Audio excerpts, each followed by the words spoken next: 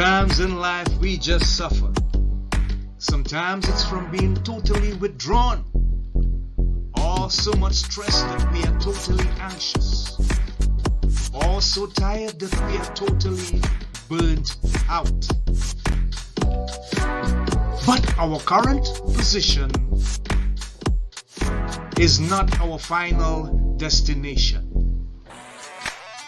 No, indeed. There's hope. So whether it's your personal life, your career, your relationship, your business, or your job, we say there's reason to believe again. And we present from Andy's personal development, the breakout room. It's the place for health, happiness, and prosperity. Stay tuned for more.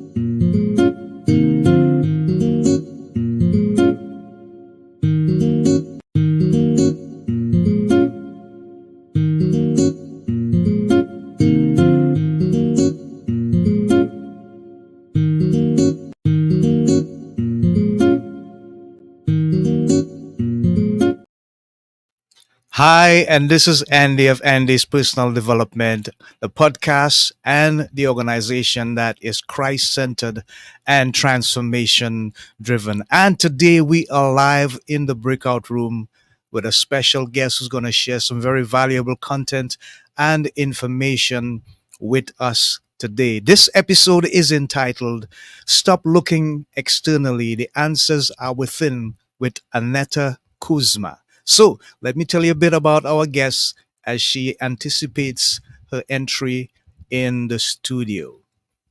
Okay, so Aneta is a coach, an author, a podcast host, a yoga, meditation, somatic breathwork facilitator, CEO, and founder of the Kuzma Group. Her passion is helping others to get unstuck, awaken to their potential and purpose, dream big, and take aligned action so that they can start living the width, capital in its WIDTH of their lives. There is so much more, but we let our guest share that information and so much more as she is invited to enter the studio. Welcome, Aneta Kuzma. Oh, thank you so much. I'm so happy to be here, Andy. And we are happy to have you here, Aneta. We appreciate you and we appreciate the time that you have taken to be with us.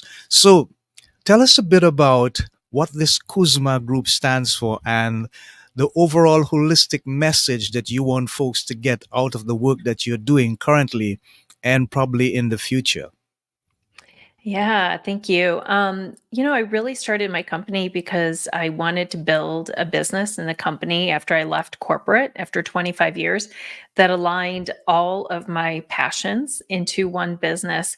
And I also want to be able to take everything that I learned to be able to design the life that I'm living, that I love so deeply, and be able to teach others to do the same. So it really is focused on the whole person, learnings and education to focus on mind, body, spirit, because we cannot compartmentalize who we are. We are all of those things. And really focusing in on helping people find their purpose, their passion, and their peace in life. Yeah, wonderful. Thank you for sharing. After a successful 25 years in the corporate world, you found yourself burnt out and dissatisfied. What did you think contributed to that feeling, that condition at that time? Yeah, I think many of us find ourselves in that situation. Actually, 2/3 of all workers have reported that they've been burned out at least once during their career. Many are Yeah. experiencing it now.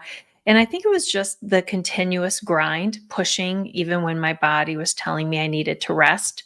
grinding and pushing even when I knew that I needed to slow down, or that maybe some of the work that I was doing didn't necessarily align to my values or what I knew I should be doing.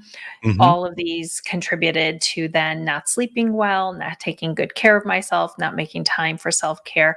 And really, as a mother and as a wife and as a full time employee, putting my own needs last, just focusing in on all the things that I thought I absolutely had to do. Yeah. And then if there was any scraps left, I might give myself a little bit of time. But over time, it just became less and less until the point where Mm, your body and your mind start to say, okay, this isn't working anymore. right. Enough is enough. Enough is enough. And you had to make some changes by force, right? Yeah. Yeah. We have to Yeah. make some changes. So, from that experience, Annetta, what would you tell folks who have found themselves in a similar disposition and they're discomforted and they need help, they need advice, they need assistance just to get out of that rut and Mm. have some level of resilience and bounce back? Yeah, that's a good question. And I think most people are resilient. The challenge Hmm. is that when we are in a really stress response for Yeah, so long, it's much more difficult to bounce back. And right. so the first thing I tell everyone is to just pause, just take a moment and create that self awareness and say, how am I feeling in this moment? What am I experiencing? What's my body telling me? What's my mind telling me? Listen to that still quiet voice within. What is the spirit telling me that I need to do in this moment? And then examine your health, because if you don't, nobody else will do it for you. So it's important to make sure you're sleeping, that you're moving your body, Yeah. that you are nourishing yourself with the proper foods. All these things are so important. And then I would say take a look at your values. What are the things that are most important to you in your life? Maybe 5 things: your family, your health, maybe it's your relationship with God, whatever those things are. And then do an audit and say, does my calendar and where I spend my time reflect the values that are most important to me? And if it doesn't, it's a great time to realign and start to make some different choices.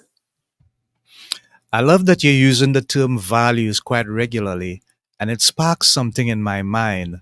The theme of the episode is stop looking externally. The Mm, answers are within. And I'm thinking, Annetta, that maybe part of what you do is help people to look deep inside, internally, maybe in retrospection, and really find out what their true values are. How can we help people to take that? Well, you have to first of all realize that something isn't right. yeah, right. It's And the awareness. then you have to take the opportunity to dive within and do that deep dive, do that search. But most of us, I included at some point in time, we are on the fast lane. We want to get so much done that we Yeah, don't take the time to kind of reflect and think back and assess, hey, is this really what I am for? Is this really what I'm about? yeah, Because at the end of the day, you have to look at the result of the actions that you have taken.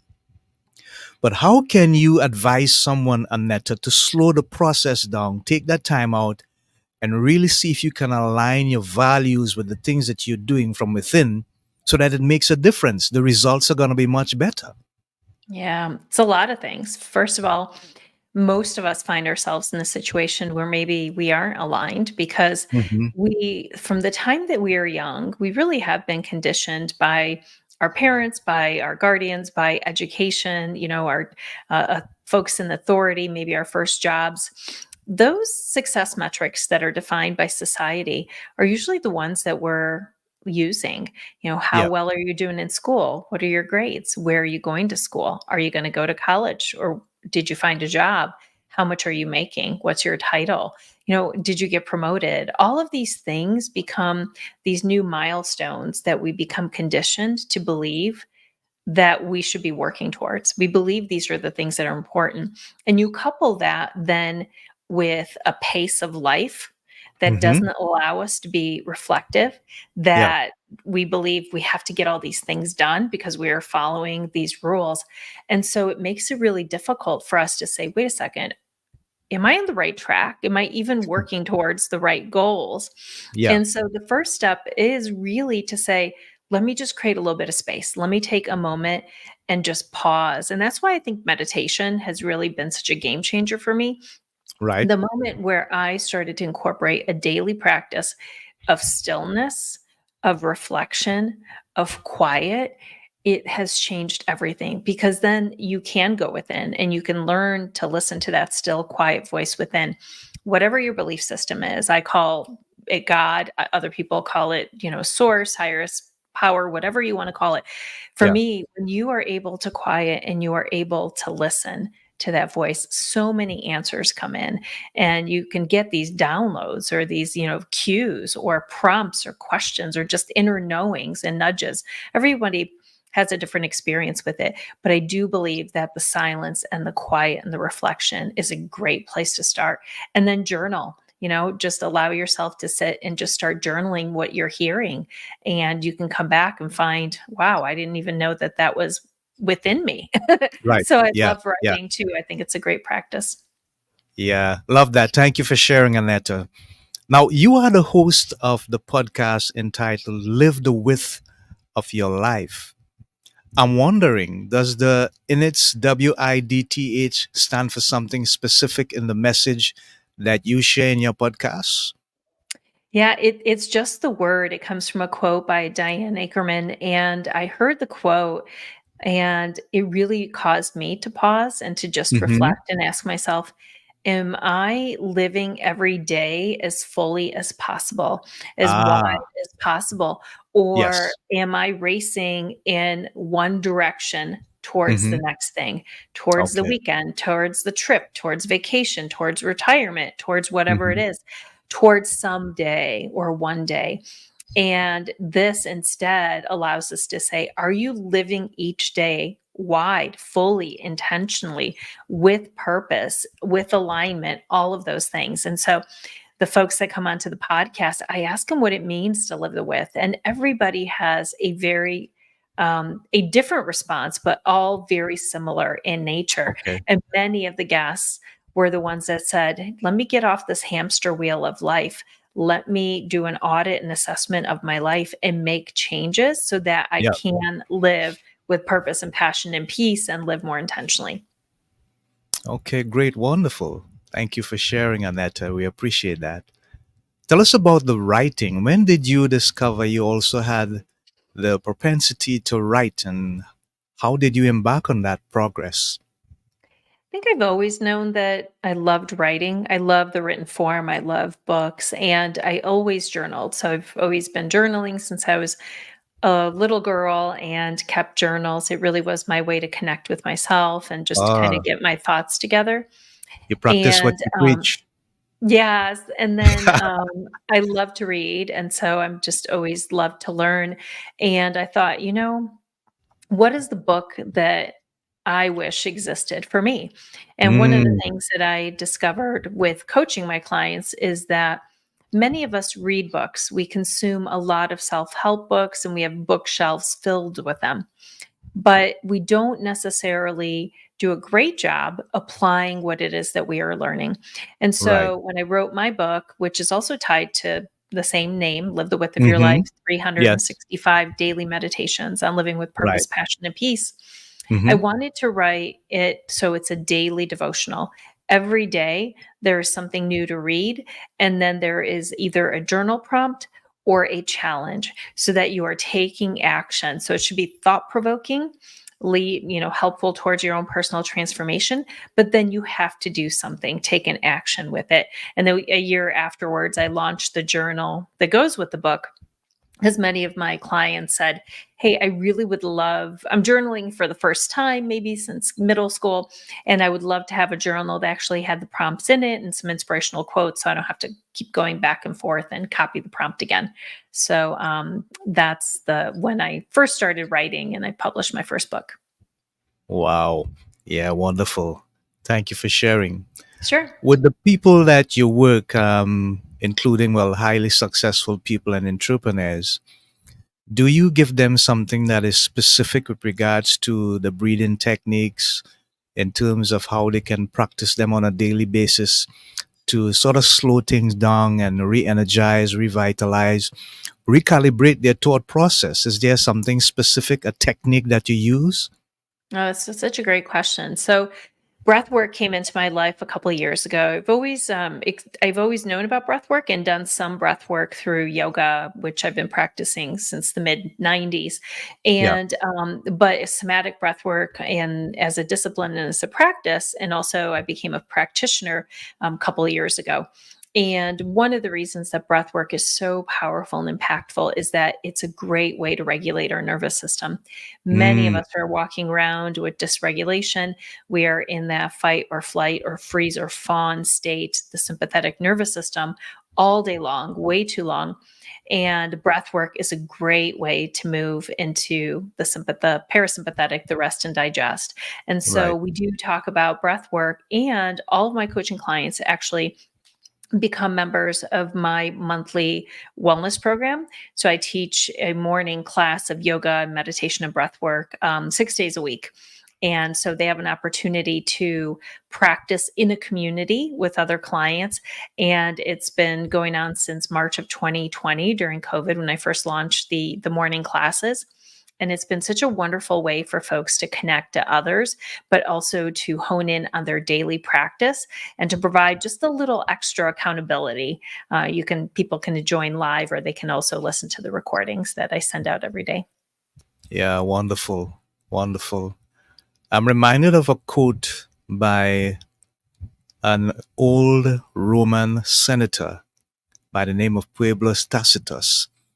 And he said that the desire for safety stands against every great and noble enterprise.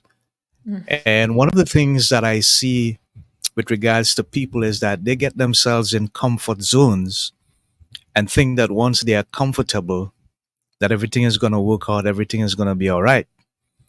The challenge with that, and maybe even the problem, is that when you're in a comfort zone, you are not challenged to grow.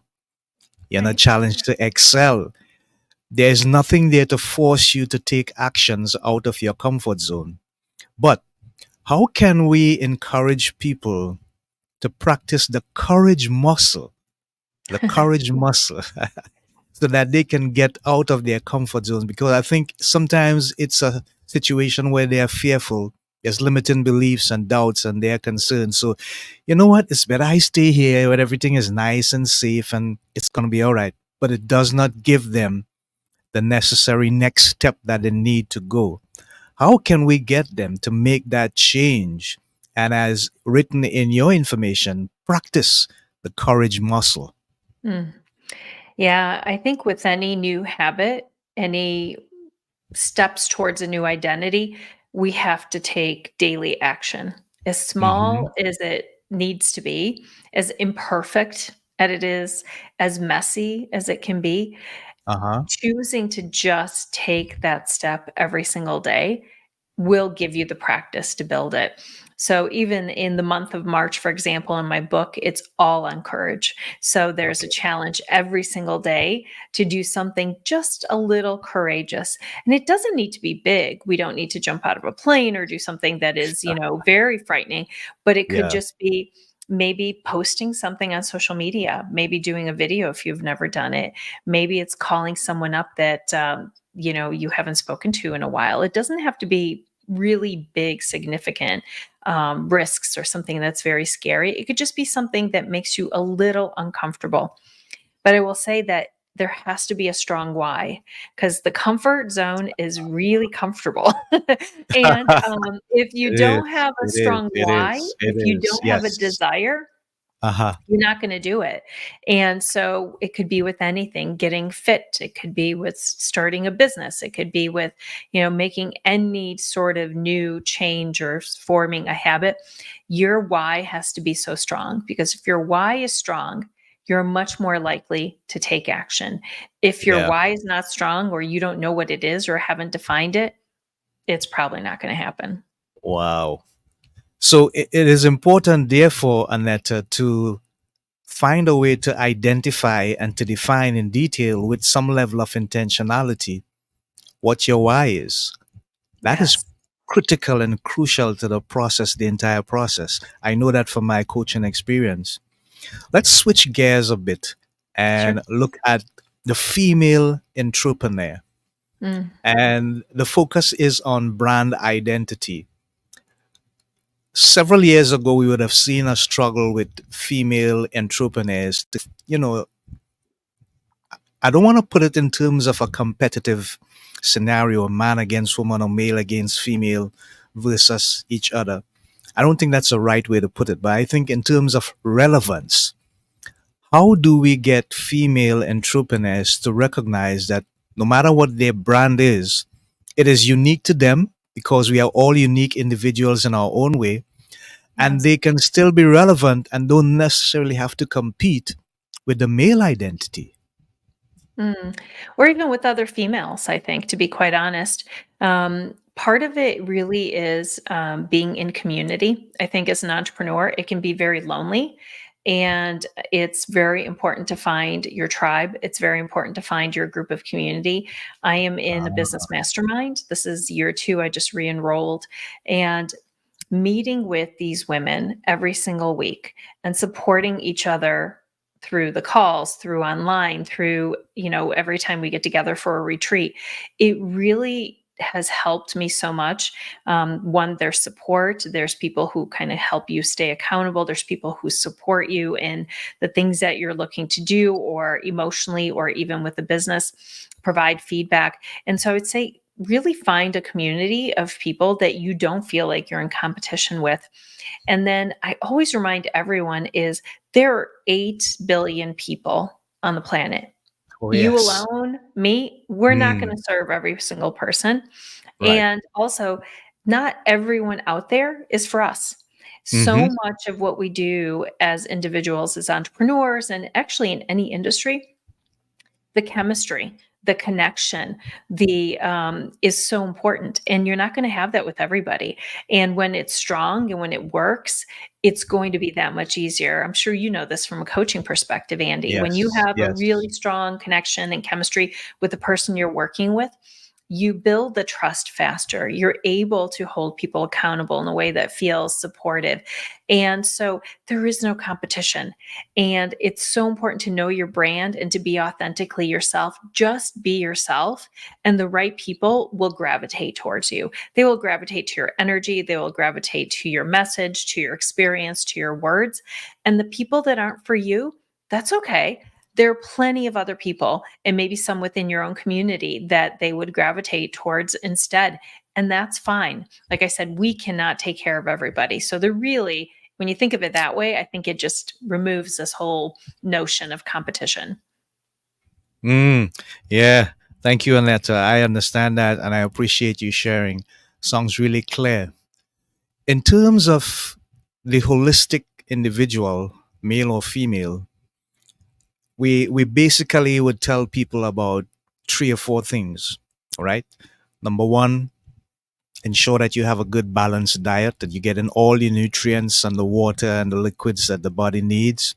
Two, rest at Mhm. least 8 hours every 24-hour cycle. And rest means complete rest. Yeah. Three, exercise, some level of physical exercise. And the average adult is supposed to do 20 minutes per day, as the case might be. And the fourth thing I think that we kind of not pay attention to is some level of spiritual connection. Hmm. I call him God. Some Hmm. people say the universe, a higher being, whatever. At the end of the day, when you put all these four together, it sorts of help you to be that holistic kind of individual where you create that balance on each level so that you get a more fulfillment out of life as you go along. Within your program, Aneta, when you work with the individuals that you work with, in terms of the diet and exercise program, are there some things that you are specifically using based on your expertise and your experience that can help them to gain that holistic balance as well? Yeah, it's a great question. I love the way you described all of that, Andy, because I agree as well. Many people do not come to me primarily just for diet, but Uh-huh. I will tell you that I do have a certification from the Institute of Integrative Nutrition, and Right. in terms of health and wellness. And I find that eating whole foods is a great place to start with people. Mm. Is saying like what foods were not created in factory, but were created naturally. Aha. Start by eating more of those. And then, of course, if you have some sensitivities, look to see if there's certain things that you're currently consuming that maybe you're sensitive to. You know, is it soy? Is it eggs? Is it gluten? Are there certain things that sometimes are come up as is it nuts? Some of the things that our body dairy isn't comfortable with. Try to eliminate those and see, and then look at how are you cooking your foods. You know, are you using Mm. seed oils? Yeah. Probably a good thing to eliminate. I also tell people to work with your doctors, get a full blood panel and see, are you missing any vitamins and nutrients and minerals? Are there things that are you deficient in vitamin D? Because we can't get everything from our food. Some people say we Right. can. I think it's very hard. You know, for example, vitamin D is a great example. If you live somewhere cold, I live in the, Northeast Ohio. I'm always taking vitamin D, especially in the wintertime. So those are some of the things that I would say are really important. And then, of course, you can fine tune it, but that's a great place to start. But the other thing I really, really agree with you is sleep. It Hmm. is Yeah. so important Yeah. for us to get our sleep. Yeah. I read a stat recently that 98% of the population needs at least 7 to 8 hours of sleep. Yeah. And we know that 98% of the population is not getting 7 Not. to 8 hours of Yep. sleep, Yep. and Yep. it's so important because if we're not sleeping, then we're gonna have a hard time waking up and having that spiritual practice or having the quiet time. We're gonna have a hard time getting up and wanting to exercise because our body and our minds have not fully recovered. So if you're feeling tired and not motivated and can't do the other things, look at your sleep first and start there, and once you're in a really good place and you are rested and recovered, then you can start to do some of those other things because you actually can make it worse if you're trying to exercise really hard and your body hasn't recovered from the day before. Yeah. It's so important. And the studies that I have seen have shown that it starts with that process of people not being able to get enough sleep. Mhm. And I think that we need to help them to understand from an educational perspective how important it is for the body to rest for that full 8 hour period, restful, deep sleep. Two things happen. One, your cells are replenished. Yeah. The dead ones are replaced by new ones. That's how the body is supposed to work. That's how it's intended to work. And secondly, all the negative metabolic fluids are drained out of your system during the course of the night. And people don't realize how important that is. So I appreciate your explanation. Thank you, Aneta, for clearing that up as well. In terms of the people that you work with, and I want to give you a practical example of, let's say, a CEO in charge of a large company. He has probably 1,500 employees under his or her charge. And there's a scenario where they cannot find the balance between work life and home life. And they are really challenged by that. And they come to you and they seek your help because it is something that they are not able to manage. What advice would you give them in terms of your coaching expertise to find a way to create that balance between home and life so that it doesn't become a burden and runs away from them and creates more stress? Yeah, I would look at their calendar first and Mm-hmm. really open up everything and see, and I would want to look at their personal and their work, everything that's on the calendar. I would want to align that to their values. So going back to the values exercise and Yeah. say what is Yeah. most important, because if you're feeling out of balance, there's a reason, and it's Mm-hmm. typically going to be tied to whether you're spending time where you need to. I still use a personal planner. And I still have an electronic calendar, which is where my meetings are, but I also have a planner that I use every single day. And I do recommend that many of my clients use a planner. And I'll tell you why, because starting every single day prioritizing what are the things that are most important, looking at what you have coming up, being able to ensure that you have proactively put in your quiet time, your exercise, maybe meditation time, breaks throughout the day, time in the evenings with your family or friends, whatever is Mm, important. When yeah. you have a planner and you can look at the full 24 hours, putting in your sleep, when you're going to sleep, when you're waking up, you start to find pockets of time.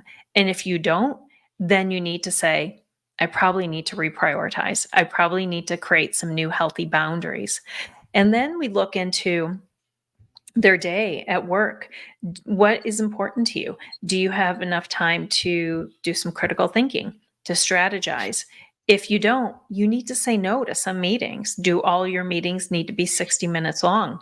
Should you have breaks in between? Is, maybe at 3 in the afternoon when you're exhausted, is that a time where you just check email or you're able to go for a walk? And so it really does come down to kind of with a fine tooth comb looking through, where are you spending your time? And how are you allowing these seductive distractions to come into your life? Because too often we spend too much time staring at our phone, or we're multitasking in meetings, or we're not being fully present. And then suddenly we lose control of our day. And I would say if we can go back and feel like you are in control of your schedule, you are choosing where you are spending your time, and where you're spending your time is aligned to what is most important to you, then we can get people back on track. Yeah. Wonderful. Thank you. Thank you so much for sharing. I look at life every day, and I sometimes try to be more of an observer than a participator, except when it becomes necessary. And I think about the young people that I see, and I think about the challenges that they have with regards to AI and the stuff that's coming out on social media. Not much is quite helpful at times or healthy. And there's always this search for something unusual, something that they look forward to in terms of mentoring, leadership. But they seem to follow those who have, uh, for want of a better word, hit the heights, so to speak. Mm. In terms of CEOs being role models for members of their company, how important it is for them to be the kind of individual that has this holistic approach to leadership. And as you spoke there, so that every aspect of their lives appears to be balanced. Does that in some way reflect or impact upon the people that follow them, their team members, particularly those who are closer to them? Or are these people just following their own lead in terms of the organization? I know it boils down to the style of leadership, but basically, in an organization, you would find that the team members are often reflections of the team leader, because he or she's at the top and they create the greatest level of impact. But how important it is for leaders to recognize that they are the ones that must set the example as the role models, so that the other persons on the rest of their team would also think of themselves as being important, hands on, truly a member of the team, and a leader that is worthy of following. Yeah, it's such a great question. It's a big question, Andy. And I just read the Gallup Global Survey on Engagement and Productivity. Uh huh. And Gallup showed that workplace engagement and productivity is continuing to decline. And there's a Ah, correlation between engagement and productivity. And it is important. It starts with leadership. It yeah. has to start with the leader, because one, the leader can implicitly and also explicitly state what their beliefs are, how they live their Hmm. life, the example that they Hmm. are setting. And if there is a leader who is putting family first, or making it a priority to work healthy hours, to not communicate on midnight, sending an email, it could be, or on the Yeah. weekend, or sending Yeah. someone a note when they're on vacation and they shouldn't even have their laptop with them. That is very different than someone who chooses to do those things. So I think that as a leader, everyone needs to be consciously aware that their actions speak volumes, whether they recognize it or not.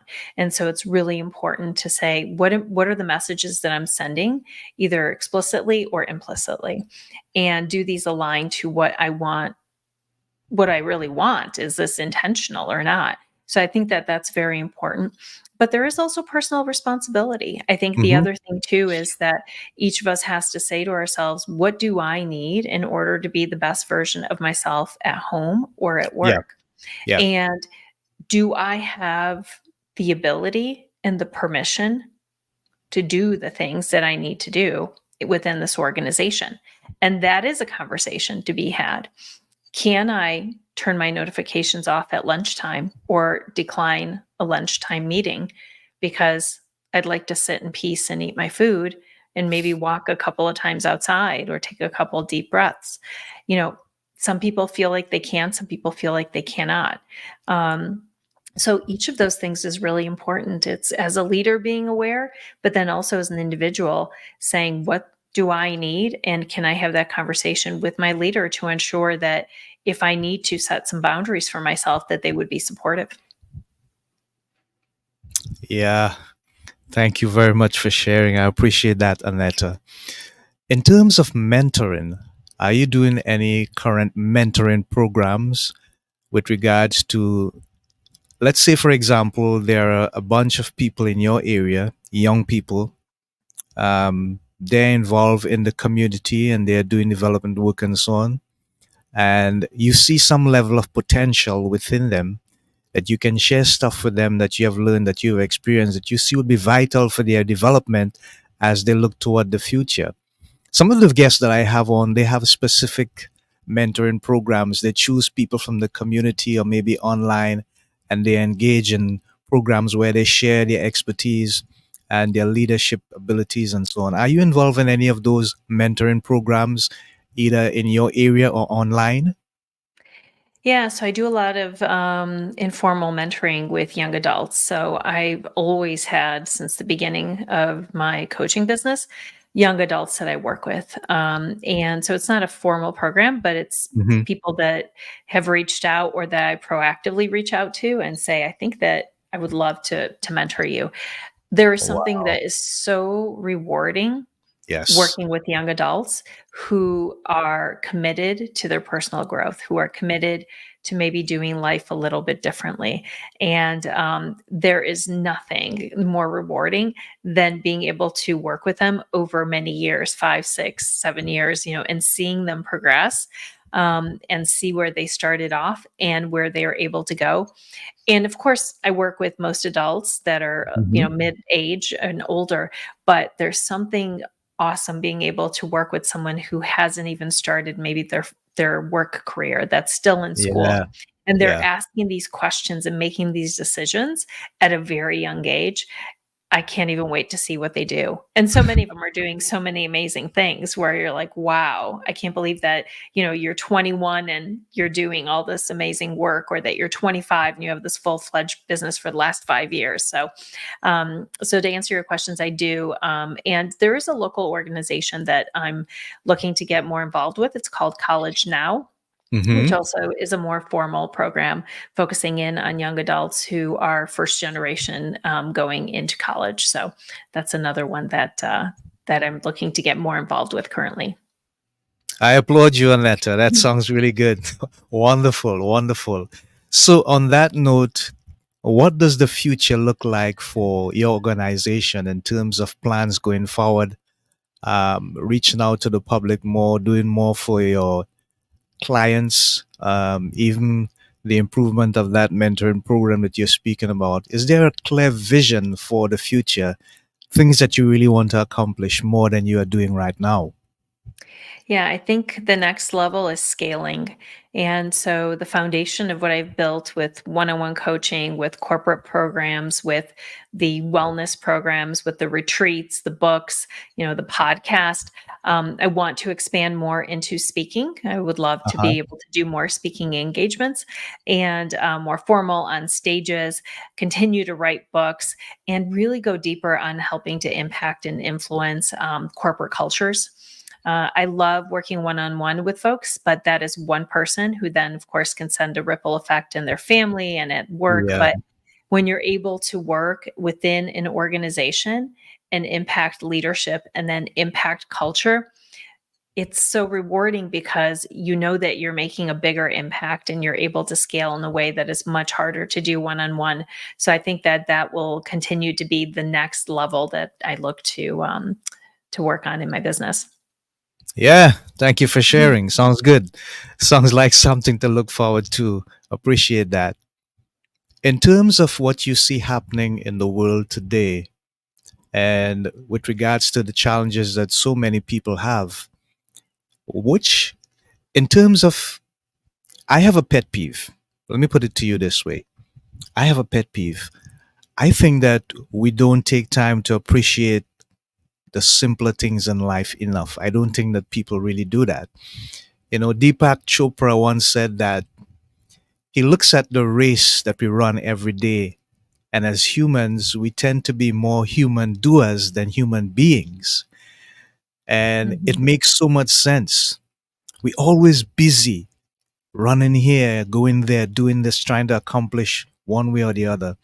And the simple things in life that are really free, the moments that we get up and we look at the sunshine, the moon, the stars, all the beauty of the universe, and quality time with family, we don't really take the opportunity to place importance, and true value on those things. But we also have crime, we have racial biasness, we have wars, we have cancer, we have diseases. If there's one thing that you could eliminate in the world that you think we should not have to deal with, Aneta, what would that be for you? Mm. My goodness, that's a big question, Andy. Um, you know what? I think if I could answer it a different way, I would Mm-hmm. say Sure. that if we each focused on approaching life, approaching ourselves, approaching each other from a place of love, Mm-hmm. I think that we would make a huge impact on all of those things. If Right. we saw the love and approached ourselves that way, we'd be kinder, we'd make better choices. We would eliminate a lot of the biases that we see against others and the hatred that we have for other people. If we were able to do that, we would probably make different choices when it comes to how we're treating the planet and the choices that we're making personally around sustainability and food and Yeah. everything. So I think that if we really went back to, what's within my control and how can I focus on that first? If every single person did that, we can create a ripple effect in the world. And it Mm, really does start with how can I approach every situation from a place of love, not hate, not fear. And I think that we would start to see a bigger impact that way. yeah. Wonderful, Aneta. Thank you for sharing. I appreciate that. For those of you who are viewing or listening, you can make your comments or questions known to Aneta and myself. We'd be happy to respond. You have a lively audience, but everybody seems to be entrapped in what you're saying. So kudos to you on that. Aneta is a coach, author, podcast host, and the founder of the Kuzma Group. And she's been sharing some wonderful information with regards to us. The episode entitled Stop Looking Externally, the Answers Are Within, with Aneta Kuzma. When we look at that term, the answers are within, what would you refer to in detail as being the answers? What should people be looking for within, Aneta? The big questions they have. Why am I here? Mm, yeah, How can I make a yeah, difference? yeah. What's the impact that I can make? How do I show up with more love, with more kindness, with more compassion today? And also, like, what do I just need to let go of? We are Ah, carrying a backpack filled with rocks that are super heavy. What are you letting go of? Maybe it's control. Maybe it's the need to know all the answers. Maybe it's, hatred. Maybe there's some forgiveness. What is it that we need to let go of so we can create some more space for who we're becoming and where we want to go going forward? And I do think that that's when those moments of silence, that's where we hear the answers. Wow.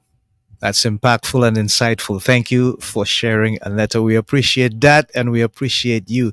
So, we just have about a few seconds to go, and I want to put up on the screen some information, but I want you to tell our viewers and listeners how they can make contact with you in an impactful way and how they can get that book that you have written, which I think is really important for us to understand from a meditation and a daily life perspective how we can make a difference in our lives and hopefully in the lives of each other.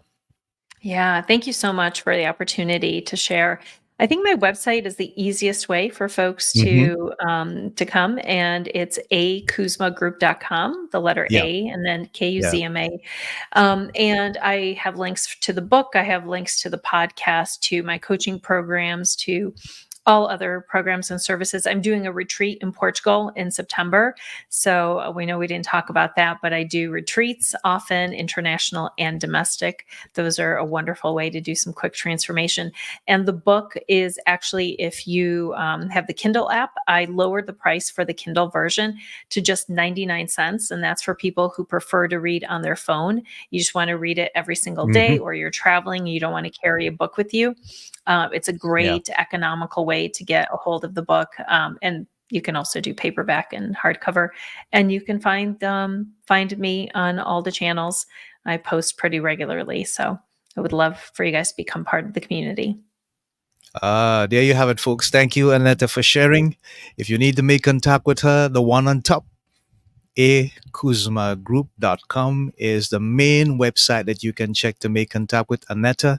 You get all the information with regards to other programs that she's doing and the book that she has written as well. So we have been in the presence of Aneta Kuzma, as we have shared with you the episode entitled Stop Looking Externally, the Answers Are Within. Until next time, this is Andy of Andy's Personal Development, together with my guest, Aneta Kuzma, saying Godspeed, God bless. Keep reaching for the stars and even above, because there's no limit to what you can accomplish. Remember, this is the place for health, happiness, and prosperity. Bye for now. Until next time, stay blessed, stay in love.